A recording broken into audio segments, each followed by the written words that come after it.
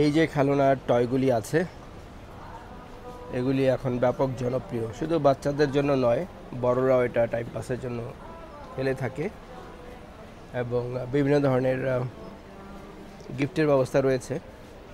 So যারা উদ্যোক্তা রয়েছেন তাদের জন্য এটা হতে পারে একটি আকর্ষণীয় ইনকামের, ইনস্ট্যান্ট ইনকামের একটি ব্যবস্থা। এবং এখানে আপনার কিন্তু আসলে থাকতে হচ্ছে না, আপনার এখানে একটি সিসিটিভি ক্যামেরা থাকতে হবে এবং সিস্টেমগুলি এভাবে করা যে আপনার টাকা পয়সা বা কয়েন ইনসার্ট করলে এখানে চাইনিজে লেখা রয়েছে, বাট আপনি যখন মেশিনটি নেবেন চায়না থেকে তখন তারা আপনার জন্য ইংলিশে কাস্টমাইজ করে দেবে বা অন্য কোনো ভাষায় হয়তো। সো এটা এমন একটা ব্যবসা যে আপনাকে বসে থাকতে হচ্ছে না, আপনি অন্যদিকে কাজ করতে পারছেন, but at the same time আপনার জন্য আপনার মেশিনগুলি কাজ করছে। সো এটা হতে পারে একটি উত্তম ব্যবস্থা এবং হংকংয়ে কিন্তু এটা বর্তমানে ব্যাপক জনপ্রিয়। খাবার দাবার থেকে শুরু করে আপনি দেখুন, দোকানের পর দোকান, মার্কেটের পর মার্কেট এগুলি ছেয়ে রয়েছে।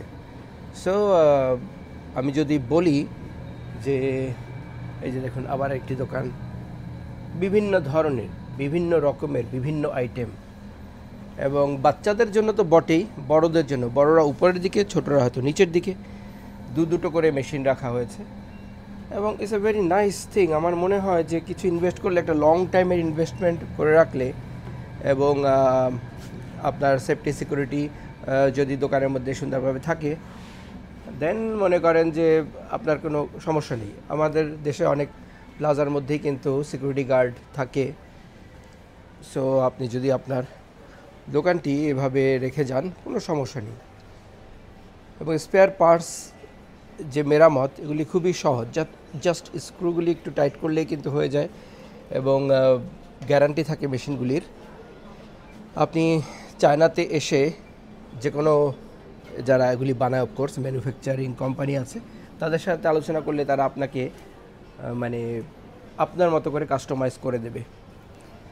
আমার মনে হয়, যেটা আমার মনে হলো, বাংলাদেশের বাস্তবতায় বর্তমানে একটার অধিক ইনকাম আপনার থাকতে হবে এবং সেটার জন্য একটা মানুষ দু জায়গাতে আপনি থাকতে পারবেন না।